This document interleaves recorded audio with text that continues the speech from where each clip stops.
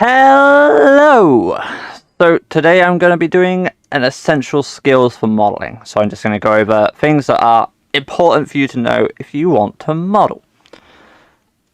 So the first obvious one is how to go and select things.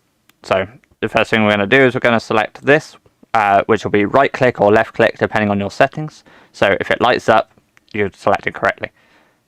And you can select all different things like that. Now I'm going to select this, press X on my keyboard to delete. Then I'm going to select this one, select X on my keyboard to delete, and this one to select X on my keyboard to delete. The next one that's important is that you need to be able to bring in objects. So I'm going to do Shift A.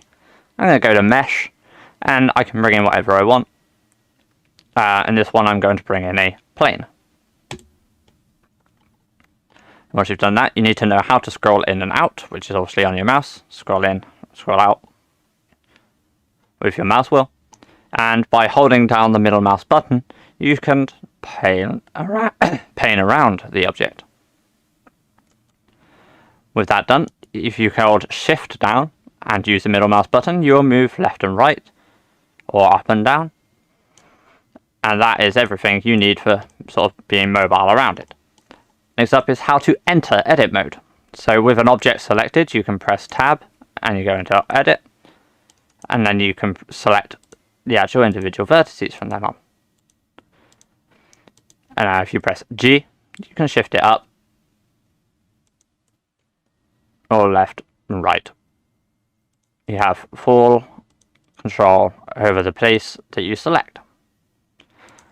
Next one is how to select everything. So if you press A, you'll select everything.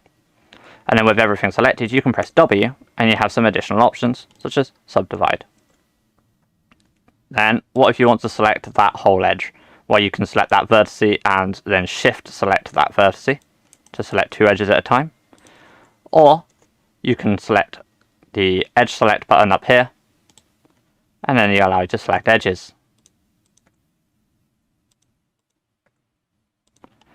And what if you want to select faces? You can select the face button up here, select that, and then you can press G and move to that as well. For now, I'm going to go back to vertex select. So, what happens if I want to make an additional face? So, I'm going to lock it to top-down view, which is 7. As you can see now, everything is orthographic. And I'm going to press E to extrude. And let's say I want to put it onto this sort of bit here, but I can't quite get it perfect. But if you hold Control, it'll lock it to the grid. And then I can left click when I'm ready. And then I want to extrude down from here. And so I want to lock it to this part of the grid, like that. And then I want to combine these two. So if I select this one, and I select this one, and then tap F. But you'll notice there's no face here. So what I can do to add a face is put the edge select on, select this one, and I can press F. But let's say, oh, actually, I think I want to mirror this.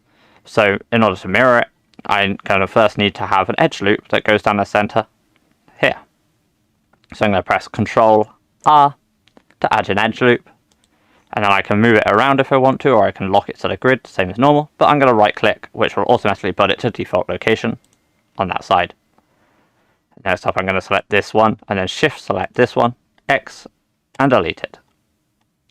I can now go into the modifier properties over here, add a modifier, and add a mirror, and mirror it on the X. If you wanted to, you could obviously mirror it on the Y, but it's on the Y plane already, or on the Z, but I can't. Perfect. Now, if I wanted to, I can click this one, extrude it, and say I want to just go sideways, I could obviously hold Control in order to perfectly line it up, or I can press X to lock it onto the X plane, and then bring it over. But currently these aren't connected. So if I go onto here, I can click clipping, and now they are connected. And then if I select this one, and select all the points in there, I can lock it in. And then the same here, bring that across, like so. And then the only thing missing for this to be properly mirrored is to add another edge loop with Control R, and add that in. Now if I want to bring these pieces up, I can select both of them with face select, press G, lock it to the Z, and I can bring that up, But then let's say I wanted to add in another loop here. And I kind of want to make a bit that sinks in here. So if I press Control B to bevel, I can then add in so that it bevels it. And then I could add in with scroll wheel an extra loop. Put it to where I want it, say about here. And I want to select this whole line. So I could go around and manually select it. But instead I'm going to hold Alt down. And then I'm going to select. And then if I were to change my movement mode over to 3D cursor, I can press S to scale it in, but then I want to lock it to the Z axis by doing Shift Z, and then I can pull that in, and I've got a cut in all the way around. Then let's say I wanted to grab this whole loop around the bottom.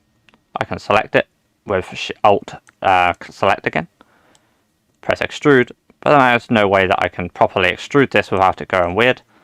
So I'm going to press S to scale it out after I've already hit the extrude button. And then I can press it again, extrude it, but I'm going to extrude it on the Z. Let's just go to, say, here.